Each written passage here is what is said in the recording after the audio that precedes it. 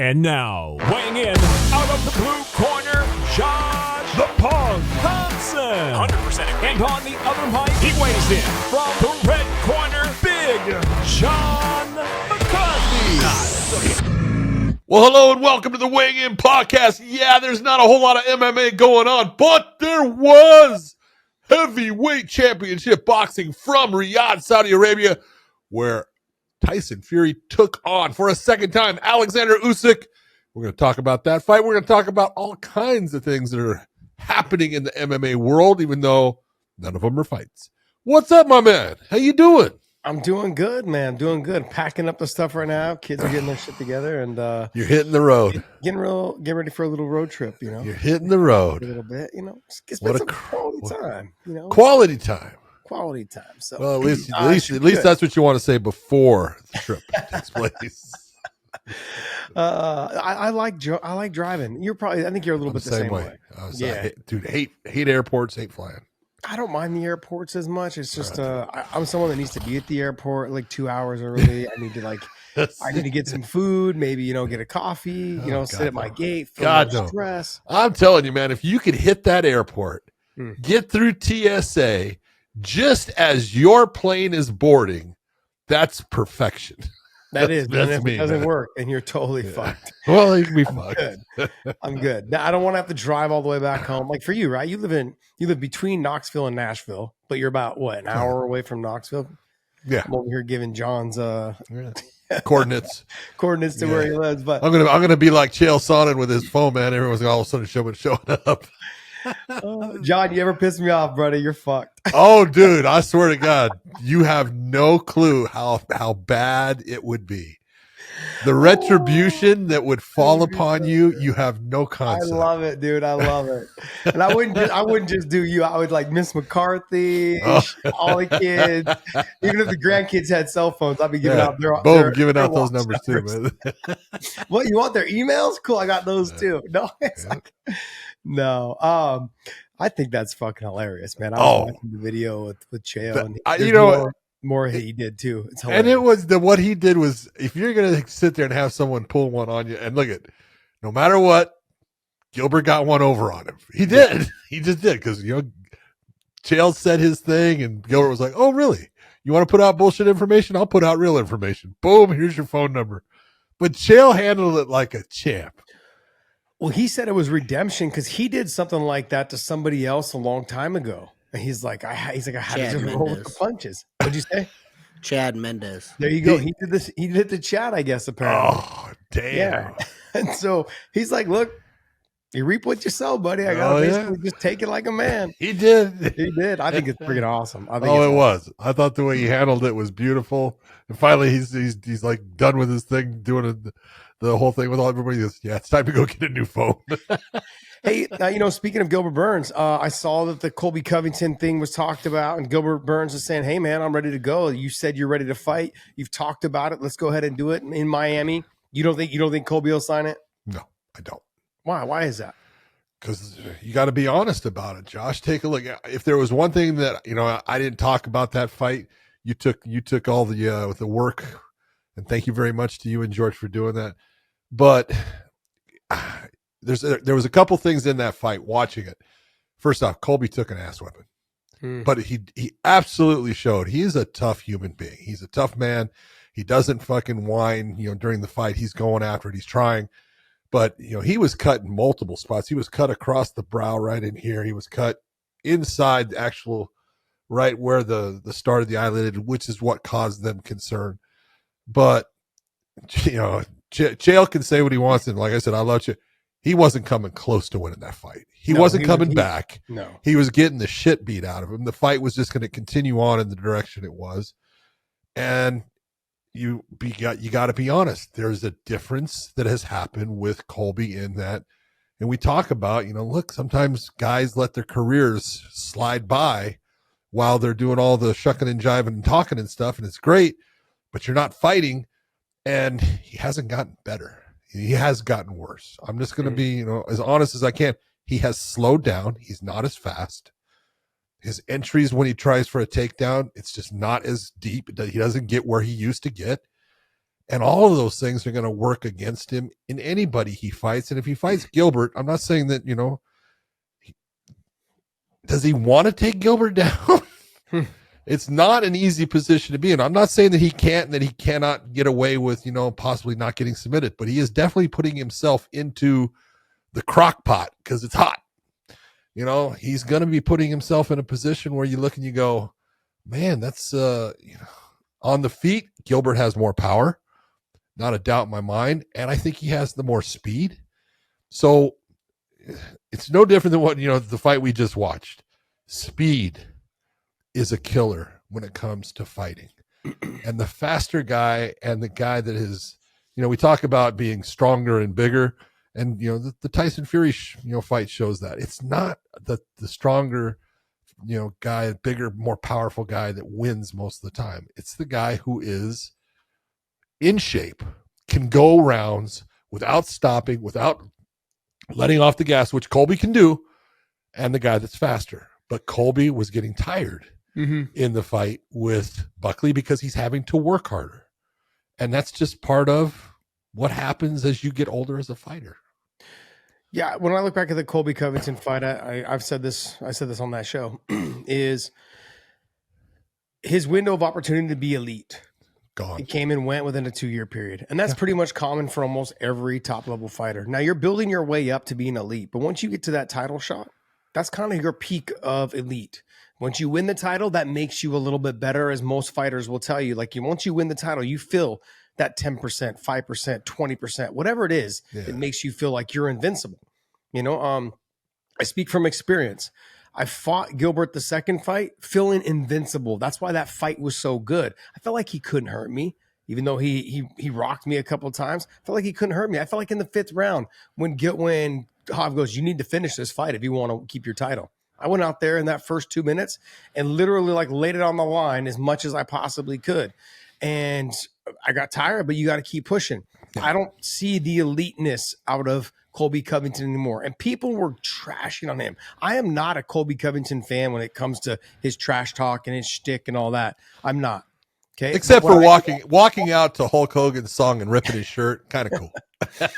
All that stuff is great. I think it's great for I think it's great for the promotion. I think it's great for the sport, all of those things. I'm not a fan of that stuff because my era didn't do a lot of that. That's right. My era was the George Masvidals and the Cowboy Cerrones. We didn't talk a lot of shit. We just said, let's fucking fight. Yeah. That was our era. The Frankie Edgars, that's that kind of era of let's just fight. Colby, Chael, they reinvented it all. Connor, they reinvented how to get more clicks. Great. Good for them. I think it's wonderful for the sport. That's what helped grow this. That's what helps to grow this sport even bigger. Just the eliteness, though, it came and went with him.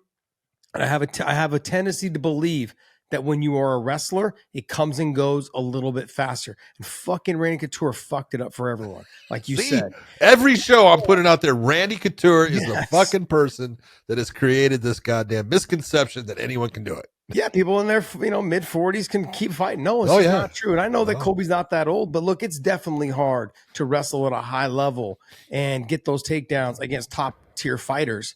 When you're 36, 37, 38 years old, it's a lot harder to be grinding in there and pushing that pace. Colby's moment of peakness was his elite level, was literally during the Usman fights. That was it. That's what he had. Yeah. That was all he his first fight against Usman was the best fight he's ever had, in my opinion. It was a great performance. I mean, he lost, but man, he was in that going into the 5th round, that thing was tied 2-2, and they were both putting it on the line. That was a great performance by him. I agree. Absolutely. Now, to go back to what we started this on, do I think he'll fight Gilbert? I think he's kind of in a position where he doesn't have a lot of pull anymore. He needs to look, if you want to fight, look, you've already wasted a lot of your career fighting once a year, that kind of thing. This is the end to kind of cash out. You need to fight guys like Gilbert who are about your age and a little bit older. Yeah. You need to fight those kind of guys. Your biggest fear should be guys like Ian Gary calling you out that are younger. You don't want to fight those guys. If Gilbert's calling you out, and no, it's not a knock on Gilbert. Gilbert has plenty of ways to beat Colby Covington. Yeah. Jiu-jitsu wise, I agree with you. The hand speed wise, all of those things. Power wise. Right now, you should be glad that it's a 38-year-old or a 39-year-old calling you out and not a young 26 and 27, 28-year-old. Yeah. If I'm you, I'm jumping on that fight. Hey, you know what? I'm going to fight someone that's kind of My up my age, alley. actually You a know? little bit older. Yeah, exactly. Yeah. So I'm going to take that fight, to be honest. And it's in Miami in April. That gives me plenty of time to heal. I can rest up, get ready. January, February. February, I'm starting to get my body back into shape. March, April, get ready to fight. It makes sense. I don't know if he'll do it, but if I'm sitting back going, man, this is my career. I got to cash out as much as I possibly can between now and then. I bet you in Miami, they'll make it a co-main or at least right below the co-main. I think because they're both Florida boys. Yeah. Or train in Florida, I should say. But that being said, I believe he should take that fight. Oh, I absolutely agree with you. I think you're 100% right. I'm just not sure he will because it's a confidence thing. Yeah. And no matter what he says to the media as far as, I was trying to help Trump and I wasn't training. Stop. That's all bullshit because he knows it's bullshit. He knows what he did and he knows that, man, Gilbert's a tough fight. Oh, I can't lose another. And that's what starts to resonate in your head. I can't lose another. I can't lose another one, a third in a row here. I can't do this. And that's where I look and I go, I'm not too sure he's going to take it. John, there's nobody else in that division that like Stephen Thompson would be a tough I fight told you I agree that he should take the fight. I just not too sure. Confidence wise, look at confidence is everything. And when your confidence is broken, no matter what he's looking at it going, well, I can't get another loss. Gilbert Burns can beat him. They all can beat him. I'm not saying they can't. I'm just saying I'm not too sure that he's going to take that fight. Yeah. If I'm him, I'm taking that fight. Yeah, he should. I'm trying to get as much money as I can. He should. Try to get back on the win track, see if I can. Gilbert's a tough fight. Doesn't matter who it against. Look, he gave Chimaev a tough dog fight. It's going to happen. All these guys at any moment, whoever shows up that night can beat each other. But I think that's a fight that I'm taking, especially in Florida, knowing that I could, bring people in. I could probably end up being one of those guys. It can be a co-main event. You can make it a 5-round fight where it benefits you more. Well, right now, after this fight, Colby is actually ranked below. Yep. So maybe he will take it now. Like, hey, he's going to try to get himself back. So yeah, makes sense. Okay, let's jump. We're going to go ahead and jump into the Usyk and Fury fight. Before we do that, though, make sure you guys hit the link down below for LMNT. We love this product. I've been using it we've been using it for now almost a full year. I love it, man. It's fantastic. John's been using it through the summer for his farm work, staying hydrated with it. So guys, check it out. Absolutely amazing. Use the link down below. They'll send you a free bonus package with any purchase. And make sure you guys use BetUS. YouTube 150 is the promo code. BetUS, YouTube 150 is the promo code. Some of you guys cashed out on this fight, the Usyk and Fury fight. Some of you guys were hitting me up going, hey, man, I put some money down on Usyk, and it seemed right. They were willing to spend, I think it was the 120. They were minus 120. They spent the minus 120, cashed out on it. So it depends on when they put the bet, but they were telling me minus 120 is when they bet on it. That being said, man, and obviously join us over at OnlyFans. It is free to join us over there. And we've got about 1,200 members over there. We do pretty good. We do some Q&As over there. We'll probably we do at least one live, and then we do a Q&A over there, and it's all free. So we may change that here coming up, I think. But until then, enjoy it as much as you possibly can. Let's go ahead and jump right into it, man. How did you, before we get started, were you listening to the commentary? Yes, for a while. Then I turned it off because they were pissing me off. Okay. I thought it was just me, man. I saw the scorecards for Anthony Joshua. Then I was like, what fucking fight are you watching? Thank you. Okay, I was the same way. Then I heard Sergio Mora get on there, and he was talking. He's like, I have it even. I'm like, what are you guys watching right now? I didn't have it close. Did you have it close? No, I did not. Okay. I had Usyk walking away with it. I was like, holy cow, I'm literally like, I'm glad I'd like to know how the AI had it. I would like to know. They didn't say that. Yeah. George, your mission at this moment. Find out what the AI score was. After the fight, I saw they posted. They had Usyk at 118. I know that. There you go. They had the 10th round 10-10. Or no, the 12th round, I mean. 10-10. 10-10. Yeah. Are you high? Usyk beat the shit out of him. It's a robot. I can't smoke weed, John. God damn it. It's a robot. I think it can. It can eat a gummy. Oh shit! Oh, he's a little short circuited if he eats that gummy. Yeah. Look, the only 2 rounds I had a hard time judging were the first 2. You know, and I saw the scoring criteria. Or someone was telling me like the first round should have been a 10-10, which I pretty much thought could have been a 10-10. Okay. There wasn't a lot of action. It was little pitter patters here and there, not a lot going on. But I mean, I gave Usyk round 1, 2, 4, 6, 7, 8, 10, 11, and then 12. I was like, dude, 12 was Usyk's round. Yeah, I thought it was Usyk's round too, but Fury did have some stuff go on there, but Usyk finished the round a lot better. How many times did you see Fury throw and Usyk was blocking it? Yeah, I know. You know, he missed so many shots, and you're looking at it, I'm like, there's you know, that's when I turned off the commentary as they're sitting there saying, oh, it's a beautiful right hand by Tyson. I go, it hit his fucking arm. You know, it's like, it drove me crazy. But Alexander Usyk is a stud. That dude is so difficult to fight. He's got great movement. And this is, you know, when we talk about it, he's faster. He's elusive. So Tyson misses a lot of shots on him, which only makes him tired. Tyson was too big, carrying too much weight. I'll give him credit. He actually performed better. You know, when I looked at him at the weigh-in and he kept his jacket on, I was like, dude, you're telling me something.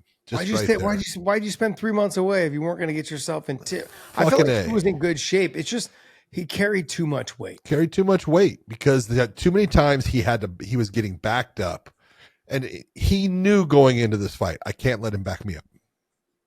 Can't. I gotta put the pressure on him, and I gotta make him back up. That's what's gonna make me effective. And only when you make up your mind, you're gonna go forward. You can go forward, or you can be neutral. But going backwards is telling me you're tired. Yeah, you're starting to get tired, and he's starting to push you, and you can't stop it.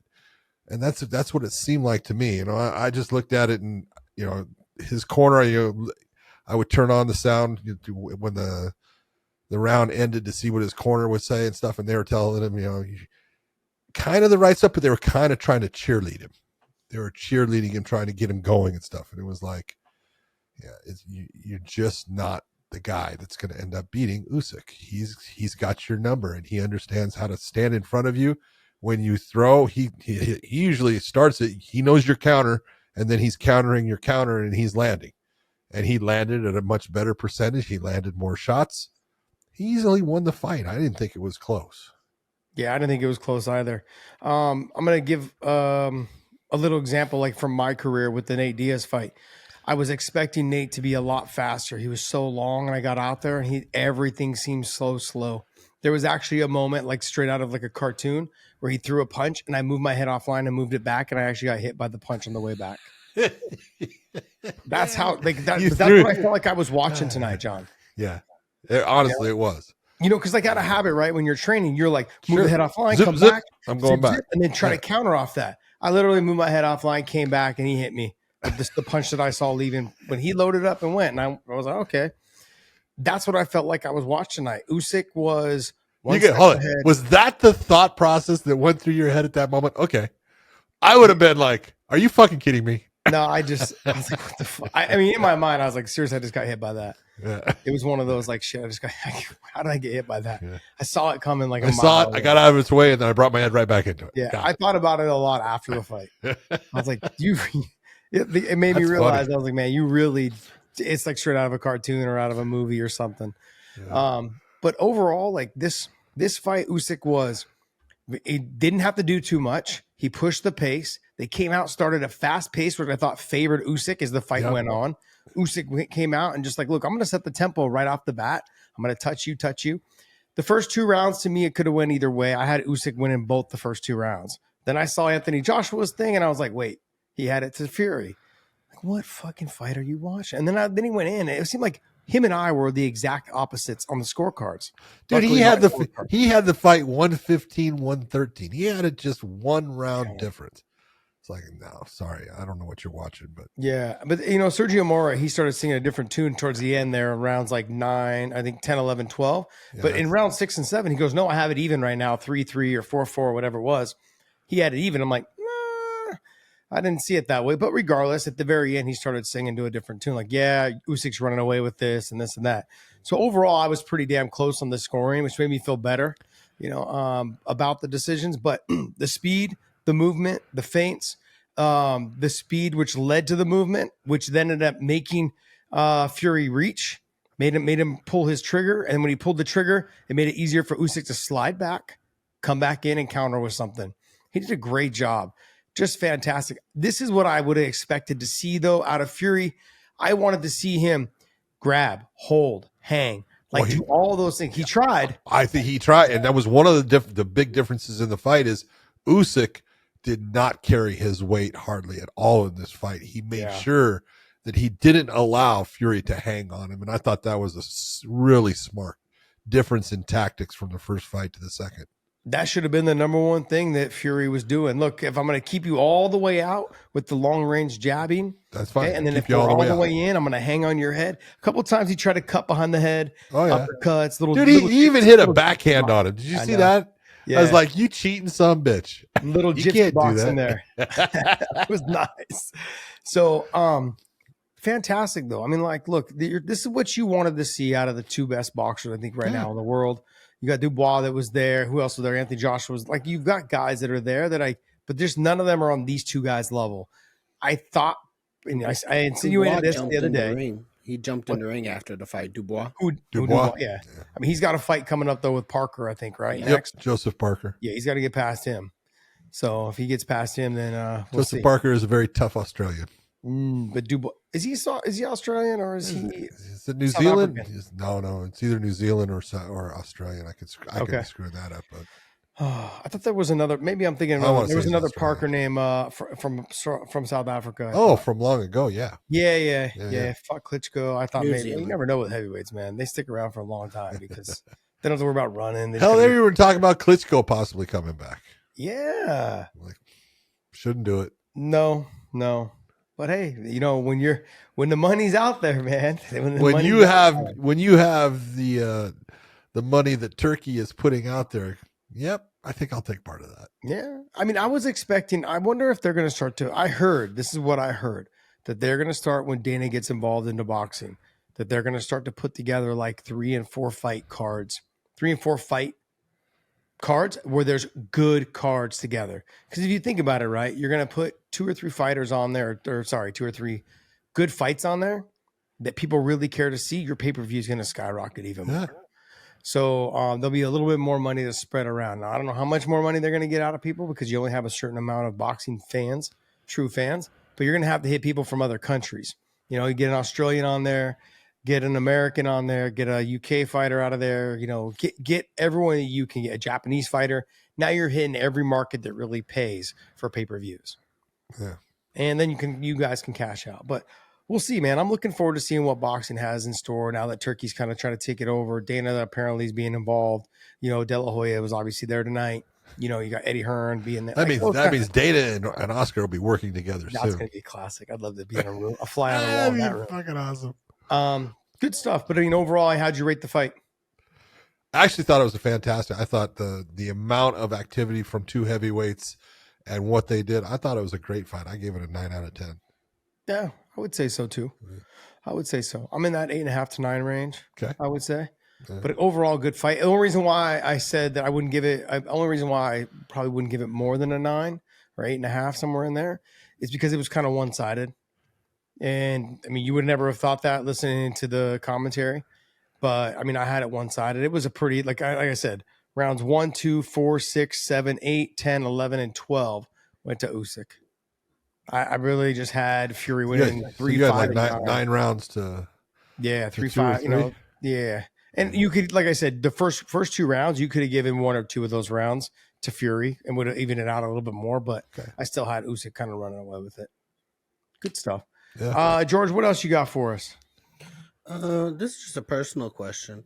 What do you think about Tyson Fury versus Anthony Joshua right now?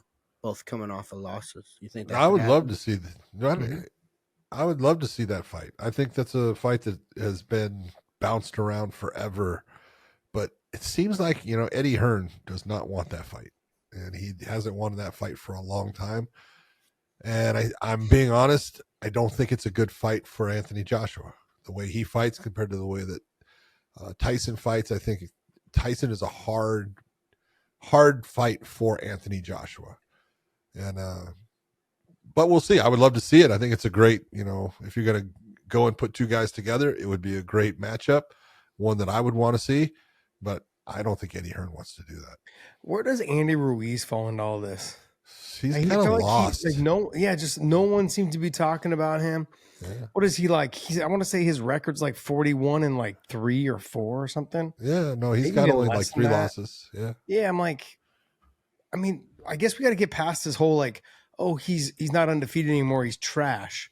Like, there's only so many top level boxers. Not undefeated trash. Jesus Christ. Yeah, I man. know. I'm just like, what is going on? See, Like, that's the problem with boxing. I hate that whole thing. Exactly. I agree with you. That's Once the just- person's lost once or twice, all of a sudden they're just trash. I'm like, no, they can still make another run at it. But then these promoters and people, they don't want to. They feel like there really is some legitimacy behind the fact that, oh, they're undefeated. No, we've seen plenty of fighters that are undefeated at like 20-0, but they've all fought tomato cans. Yeah. They fought their neighbor across the street and call that about. So I got paid $150. Like it doesn't work that way. All right. Hey, let's go ahead and jump into some MMA talk though. You've got Verna Jandiroba. She's calling out Yan. How do you say her name? Yan Xiaonan. Yan Xiaonan. Yan Xiaonan. Overall, she thinks that's a good fight. She'd like to get that fight as soon as possible. What? I'm not afraid of that fight. I like that fight. I don't know if it's a good fight for Jandiroba? yeah, I don't think it's a good fight for her. Yeah, I think that's a tough one. I But feel the hey, same she's way. the one calling for it. She's on Twitter right now, speaking out about it, saying, "I want that fight." Well, that's good. Yeah, You know, if you got a closed mouth, you're not going to get fed.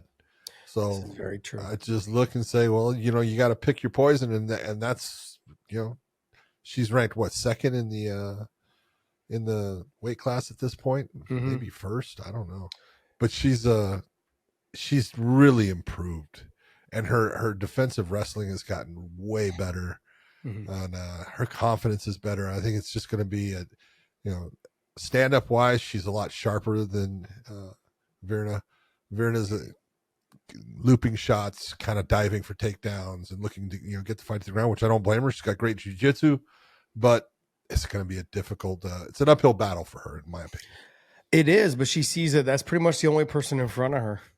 Yeah. You've got Verna, you've got Yan Xiaonan, you've got Tatiana Suarez, who Tatiana Suarez, and Wei Li are next in line. Yeah. So that was her argument was, hey, the title shot's already locked up. You and I have nothing to do.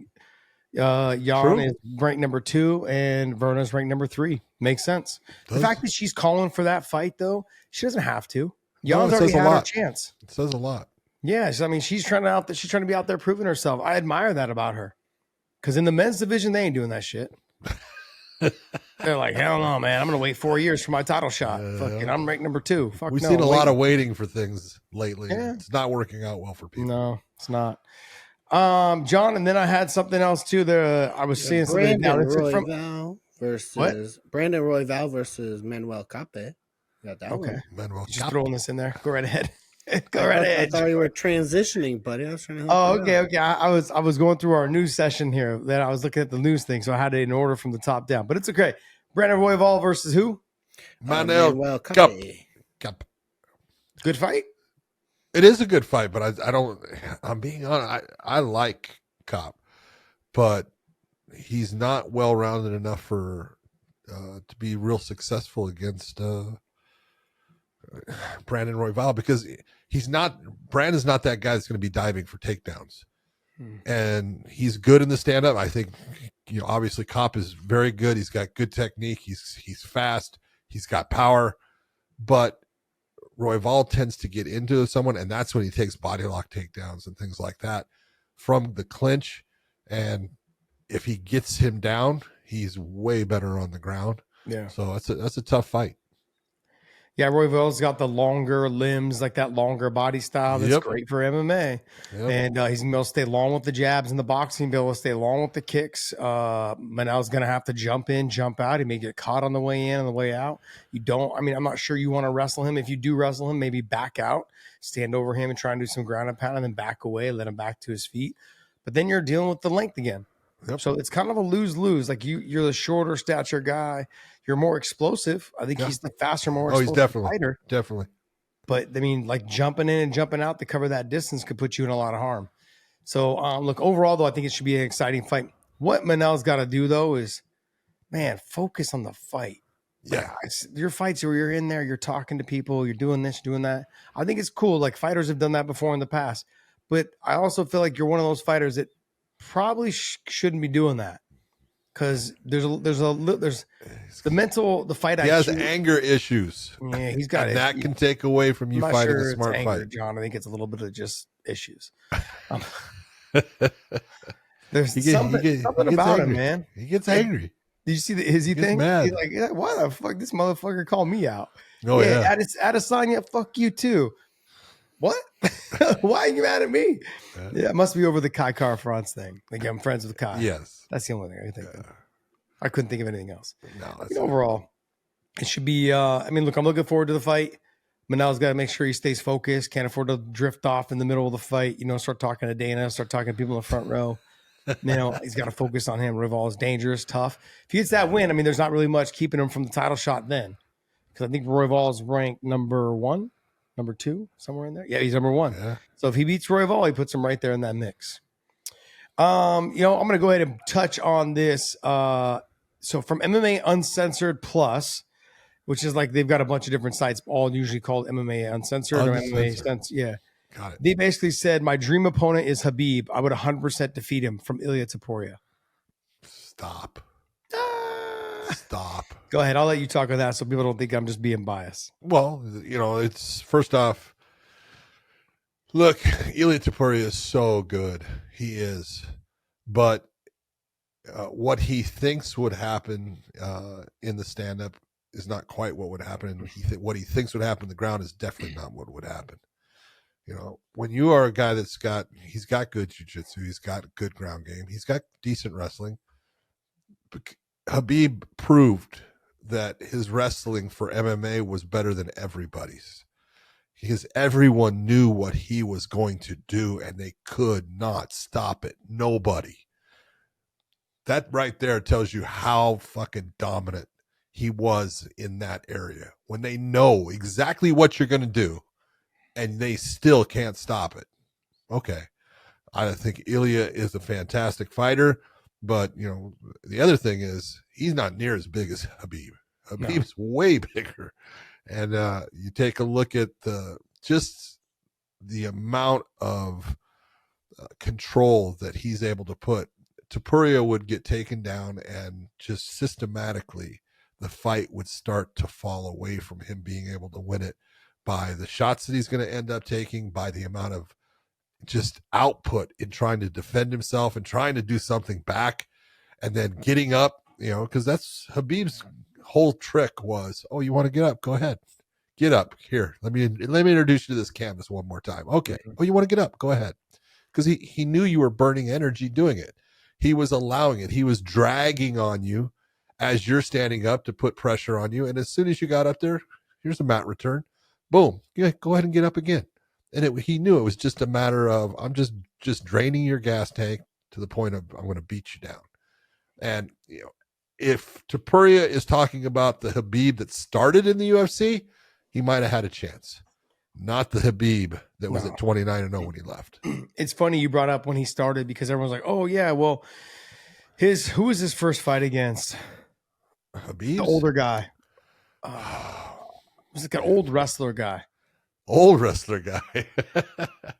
God, I can't remember. Anyways, he fought him, and then he fought, there was a couple fights, and then he fought Gleason Tebow. And I was like, when he fought Gleason, he was young. Oh, yeah.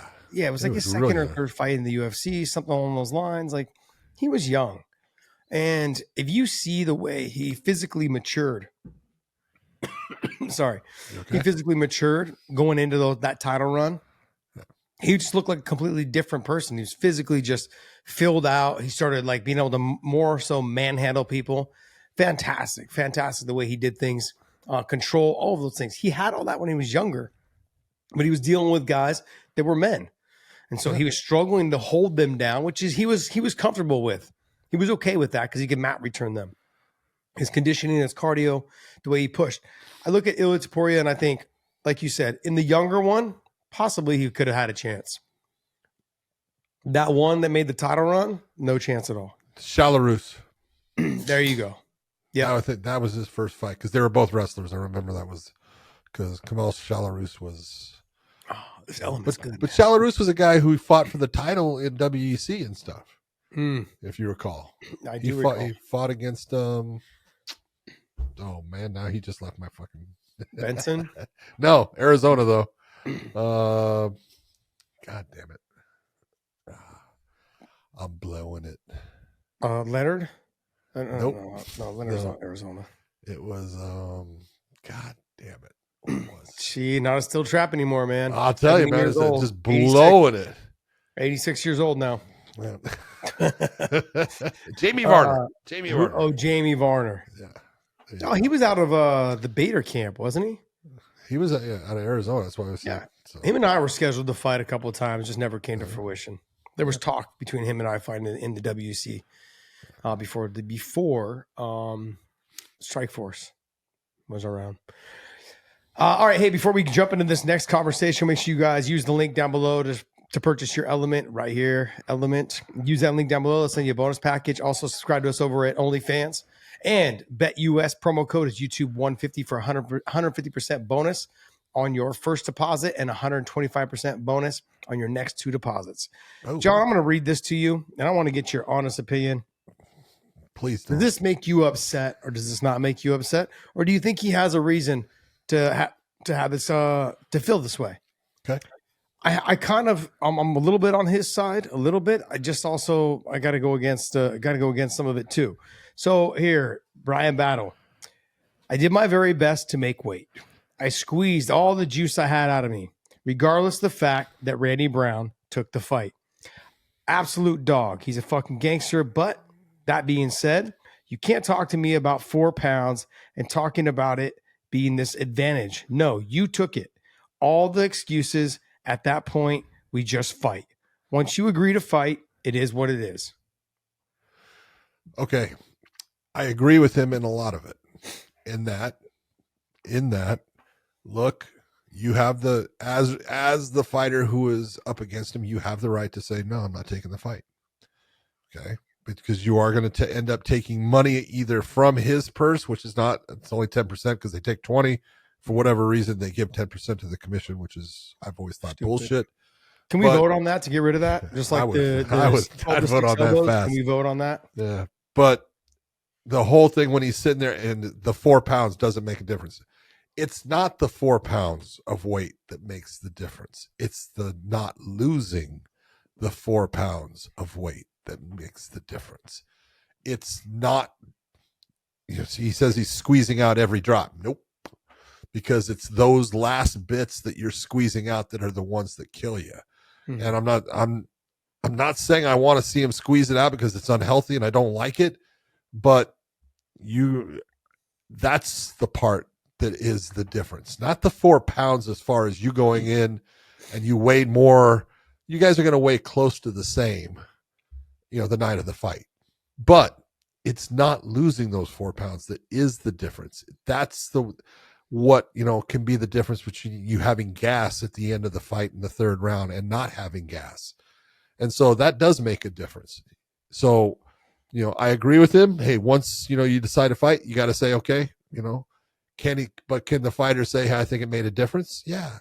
It's the not losing of those 4 pounds that made the difference in the fight, because in the end I was dog tired because I did lose it and you seem to have gas. And if you had had to lose those 4 pounds, you probably wouldn't have had that gas and I would have had a better finish than you. Let's start from the very beginning. The very beginning portion is when I show up to fight and I made the weight and then you didn't make the weight, you put me in a position to have to make that decision to support my family. And that's a piece of shit move. Okay. Because if I don't fight I may not get any money. You are now backed you put my back against the wall. I have no choice but to take this fight because I just spent, sometimes people say 10, 15 grand on their camps. I don't know what Randy Brown spent on his camp. I'm simply saying I did spend money. Doesn't matter. He spent time and energy on the camp. Exactly. And so that being said, now you put me you put my back to the wall and you said, hey, Now you need to either fight to get paid or not fight and don't get paid. That's a fucking dick move. That's true. No matter how you fucking cut it, I don't give a shit. It's the most unprofessional thing to not make weight. It's bullshit. No, Now, it is. that being said, I'm going to go on the Brian Battle side. I agree. Once you accept that fight, I can still use the excuse that, you know what, you should have made weight, and I think you're still a piece of shit for not making weight. It's still out there. Yeah. And sure, I got your 10%, but I didn't get 20% like I should have because the commission took the other 10. So 10% of, and who knows what you're making? He's from the Ultimate Fighter. Yeah. And I know he's on a new contract. That's cool. But you're not getting rich. I'm not getting rich off of that 10%. That's for sure. No. So Not at all. I think honestly, like, I get his point that, hey, you accepted the fight. You understood what you're getting yourself into, but you also backed me into a corner to take the fight. I had no choice. I spent $2,000-$3,000, maybe more, maybe less, whatever it was, to get myself to the fight. And I need to recoup that money to support my family. So you put me in that corner. That's a piece of shit move. People at home need to remember that. And other fighters need to take that in consideration. If I'm with my back to the wall, I'm not talking about guys like Dustin Poirier and Habib and Islam. They've got money to support themselves for 1 or 2 fights if you miss weight by 4 or 5 pounds. Yeah. They've got it. They understand, like, look, I don't need to take this fight. I do it because I'm a company man. Most of them will do it. But in this situation, Randy Brown's trying to make a run, and you derailed that because you didn't make weight. And if you watch that fight, like you were talking about, in round 3, Brian Battle had more energy. And why? He had more energy because he didn't have to cut the 4 pounds. That's 1. He was probably able to rehydrate up faster because he didn't get all the way down. That's 2. 3 is he probably was able to put on a little bit more weight than normal because he never got rid of the last 4 pounds. His body was able to suck up a little bit more because he didn't have to cut those last 4 pounds. There's a lot of reasons why. So I think it would have been best for him just to keep his mouth shut. Like, just, hey, man, it is what it is. Don't come out and start, degrading someone because, he decided to take the fight. He took the 10%. No, man. At the end of the day, you signed a contract to make the fucking weight. You didn't make the weight. That's bullshit. Yeah. I don't care. That goes across the board for all fighters. Like, you guys, come on, man. This is a real business. We want to keep it legitimate. We've got to make the weight. Be a professional. Josh, how many times I said I give fighters 3 rules. Mm-hmm. Here's your 3 rules you got to live by. The first rule is, you know what? Be on time. Whenever you are late, you're making everybody else wait. And they're all dying from, not eating or cutting weight or all that. And there's media and things like that. And you're the one that's late. You're the one that's holding them up. Be on time. The second thing is make weight. If you sign the contract, make weight. And the last thing is fight hard. I'm not even saying you have to train, but fight hard because the fans paid their hard-earned money to watch you. They deserve that. There you go. And one of those is make weight. Yeah, like you have the option to take that fight or not. Like with the Nate Diaz fight, I could bring this up because Nate didn't make weight. They literally just said, like, he got on the scale. He was 1 pound off. It was very obvious. I was watching it. And then he gets off and he takes his underwear off. They put a sheet around him. He steps on, still didn't make weight. He gets off. They talk about it in a huddle. Joe Silva, Dana, Joe Rogan's like kind of listening in. They talk about it in the huddle. He gets back on. Didn't take anything else off because he's fucking butt-ass naked with a towel around him, and all of a sudden he made weight. How do you know he didn't take something off? Well, unless he got a snap-on dick, I don't know what else he would have taken off, John. You never know. But, I mean, it was pretty. I mean, like, and look, and the bottom line is I said, hey, I went to Joe, and I go, look, I just want to know, like, did he make the weight? And he looked at me, and he's like, oh, yeah, he made it. And I go, damn, you just lied to me, Joe. You know when Joe kind of gives you that look? I said, it doesn't matter. I go, it doesn't matter. Like, I'm not pulling out of this fight. We're fucking in San Jose. I made the weight. I put the work in for the camp. I'm fighting him. I said, I'm going to fuck him up. And I told Joe that. I was super mad at the fact that you guys let it slide. I was mad the commission let it slide. That was some bullshit. But he didn't make the weight. Still took the fight. It worked out. But it's one of those things where in your mind, you're like, you feel disrespected. Sure. You didn't make the weight. You got cheated. Yeah. Yeah. And so it's almost like being headbutted in the middle of a fight. Especially now look at you. Now you're going to get all bitchy on me. I understand the Brian Battle situation. I get where he's coming from. You accepted the fight.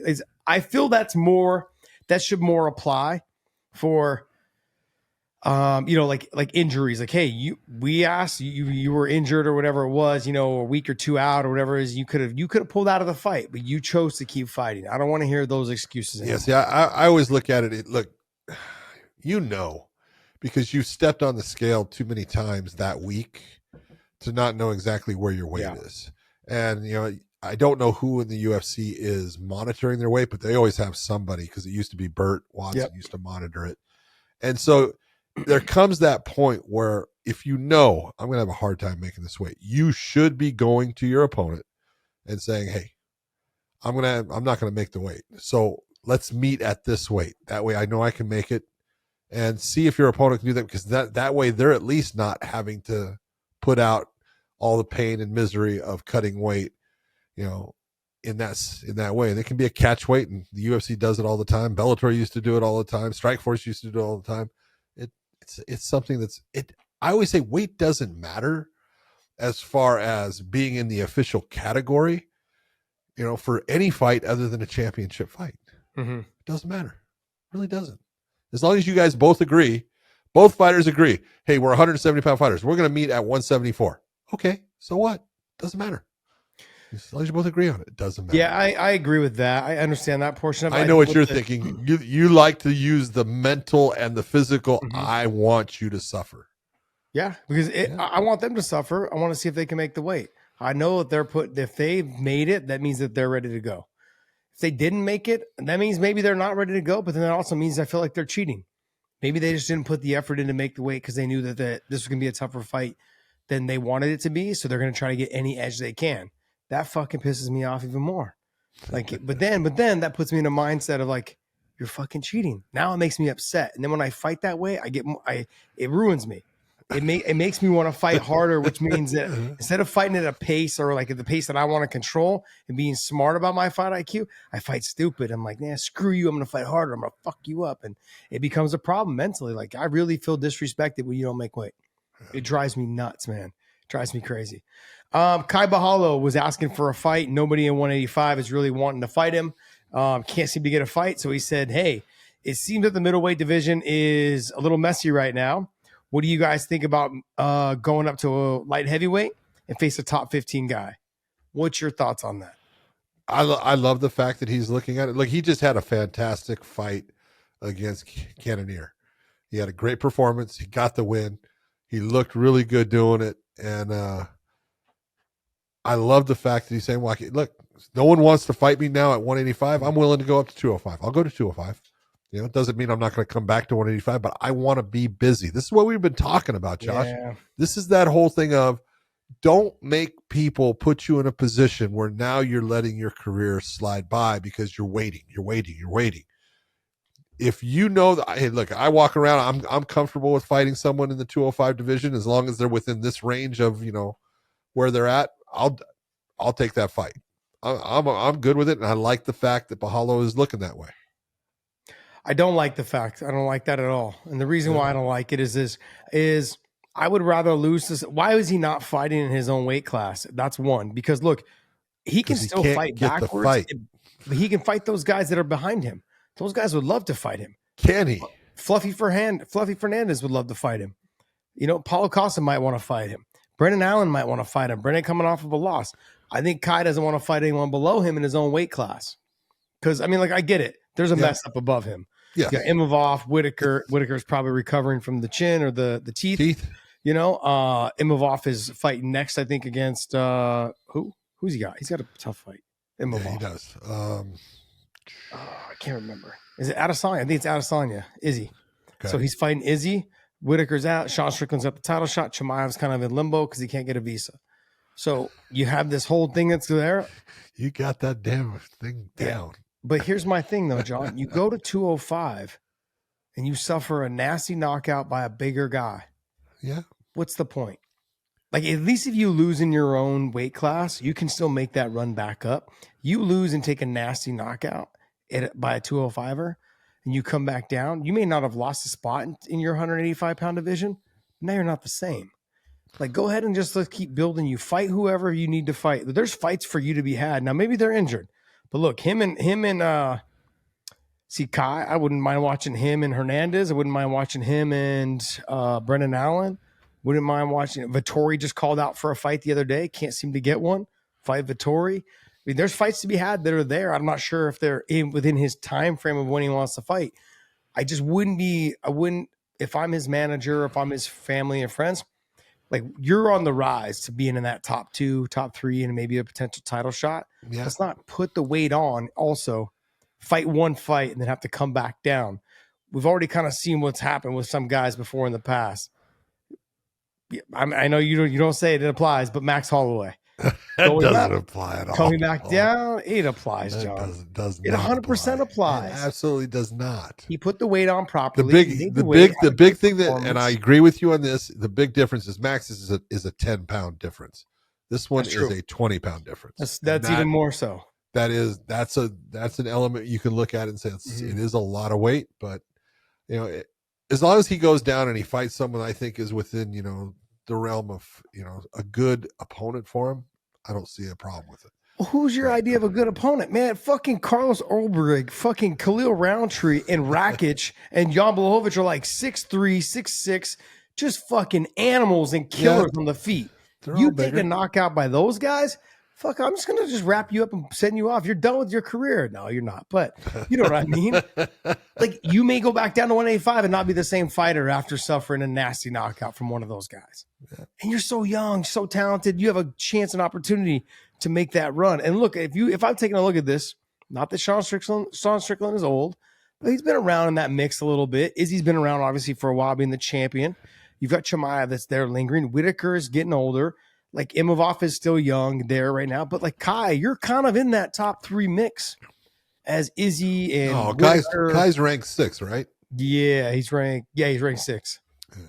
He's in that top 3 mix though. I'm saying though, of like guys they're kind of like some guys are kind of falling off, not falling off, but they're getting older. Yeah. And he's young enough to start making that splash. No reason to go up to 205 because you're feeling your oats, buddy. You're feeling like you're 26, 27 years old with a big dick and just ready to fight. Let's not do that. Let's not do that. You got to figure that the last guy he fought at heavyweight, fought at light heavyweight, then fought at middleweight. So he's like, I fought a guy that fought at heavyweight. I'll do it. Not the same. Not the same. Ask Usyk, man, trying to fight Tyson Fury, then fight a guy his normal size. Not the same. Not the same. Hold on, think about it. Everybody that Usyk fights in that division right now is a monster. It's true. Hey, let me ask you on the let me see. Oh, I wanted to ask you on this. We were on the Jackson podcast, you guys. I'm not sure if it's dropped yet. But if when you guys want to just drop, give a chance to listen to it. Look, Luke Rockhold was on there talking about Islam and this and that. I want to get your feedback on this. Just listen. Oops, can't listen. He's not talking very loud. Here we go. I'm just saying I've rolled with Islam a lot. He's very good. Mm-hmm. I roll with the other foe. I don't think it'll be as hard. I'm just saying. So you're taking Islam? Has he ever submitted you, Islam? No, he's never. Too small. Islam Makhachev has never submitted you. No. You've been training with this guy for years. He's dangerous. He's hard as hell. Him and Khabib. You believe that? I don't think. I don't know. It's hard to believe. FaceTime him right now and ask him if you've ever been submitted by Islam. Hey, you can, dude. Daniel Cormier is the biggest liar. FaceTime him right now. Fighting. Hey, how do you think he makes good TV? Because he just lies his way through TV. Wow, that's your teammate. FaceTime him. That's your teammate. One thing that Daniel would always say: if you ain't cheating, you ain't trying. Oh my! I'm just saying, I've rolled with. I love it, man. Keep that shit. He can't. What is going on? Love it. All of that. I'm being honest with you. When he sits there and he says that he's never been submitted by Islam, that's a hard one to believe. In the fact that many times, and it's not. Maybe if it was a free roll, he never was. But there's got to be some time in training that he was giving a position or starting off in a bad thing for Islam, and Islam's working a technique and he taps out. That's being submitted. Sorry. That's just the way training is. And if you're worried about it, then this is not the sport for you. Okay. Tapping out in training is the best and smartest thing you can do. okay? Because that keeps you from being hurt and it helps your teammates get better and all of it. So when he says that, I'm not quite buying it. I'm just telling you. Look, you were there. Has he ever been tapped out by Islam that you Okay, saw? so not that I've ever seen, but I Okay. mean, speaking from my own personal experience, I've been able to catch Luke, so I can't imagine he has not been able to catch Luke. Okay, So- that's the point. And you when it's just when you're training. saying exactly, that's what I'm saying is like, I mean, if it was a competition, if he said, "Look, in competition, I've never been tapped out by Islam," oh, I believe you. Okay, I can. He's that good. You know, Luke is that good on the ground, but you know, you just saw the tape of Chimaev. Now it's a difference in age too, Mhm. comparatively, but there's always that guy that's going to be better than you. And there's always that guy that can catch you.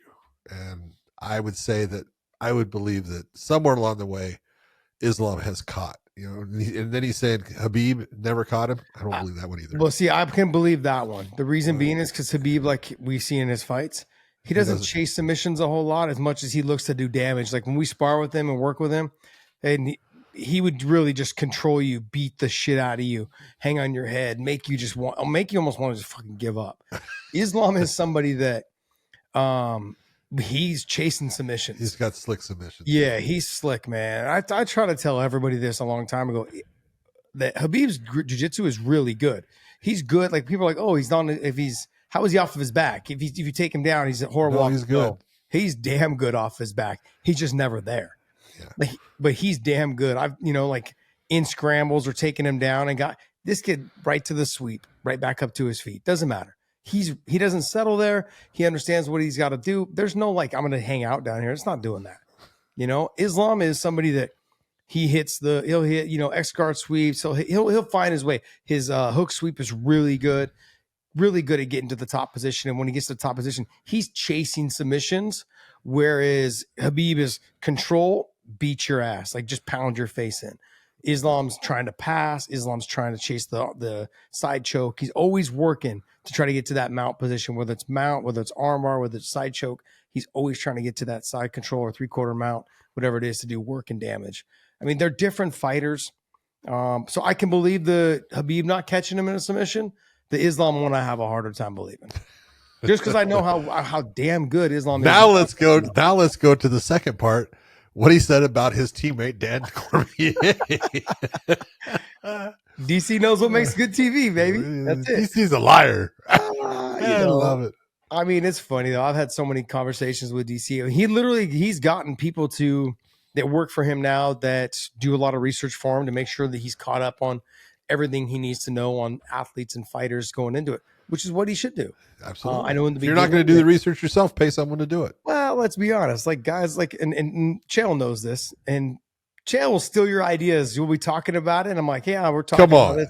How many times did you see Chael steal what I said? Right in the middle of it. I was like, dude, I don't say anything at rehearsal anymore when I work with Chael. No. I just say the opposite, and then because I know he's going to use it. So whatever I say, I let him use it, and then I got to come up with something else. Yep.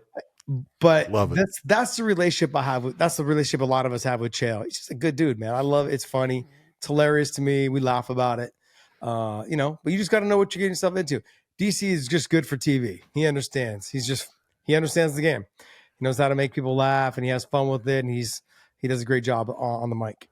Let me ask you this. There was one more that came out from MMA Uncensored Plus. Basically showing the video or saying submission of the year belongs to Makhachev over Dustin Poirier with the Darce. What do you think? It's not a bad choice when you're looking at the significance of the fight and where that fight was at, because Dustin was in that fight. Dustin had won. I know he won at least one round. He might have won two up to that point. That was into the fifth round.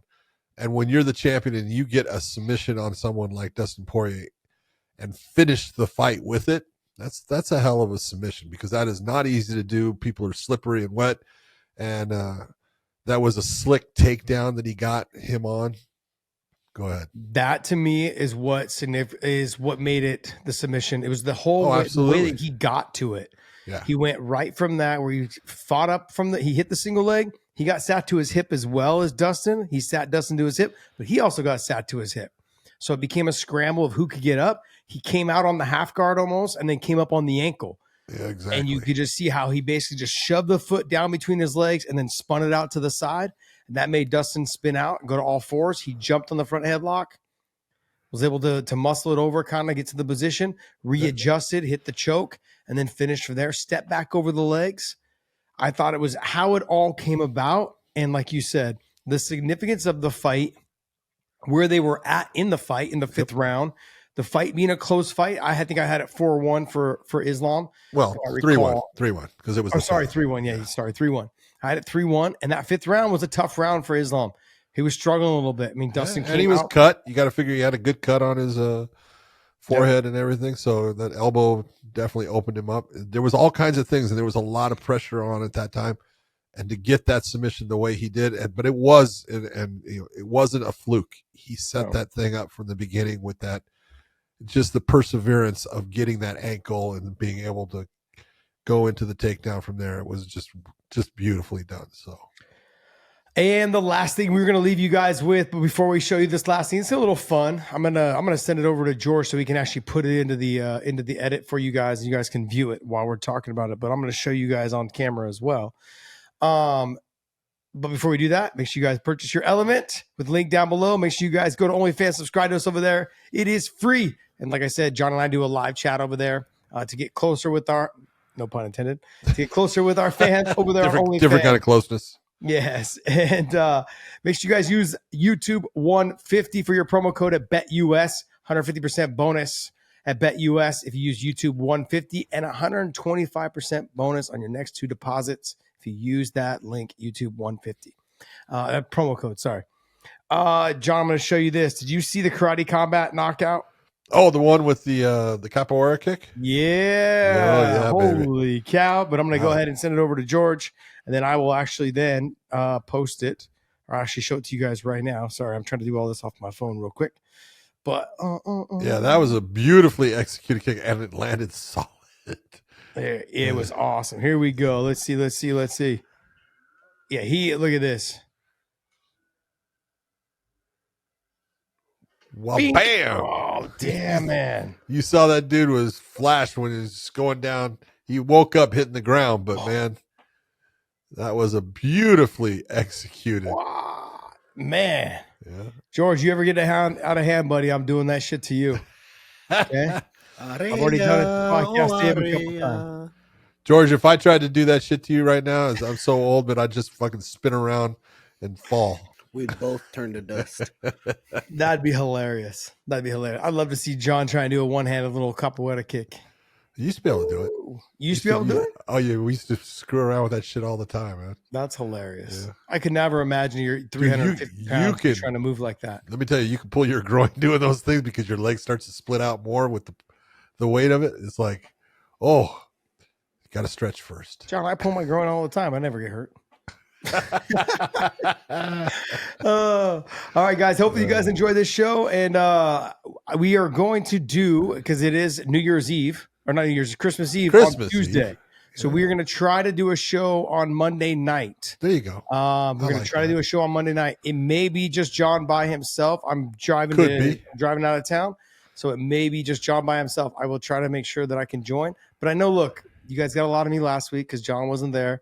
Now this week or whatever it was. Okay. And then a lot of John because Josh won't be there. A lot of John. And, and I know in the comments, you guys, man, this was great because it was just me. And you're like, yeah, I love this. It's just Josh. Great.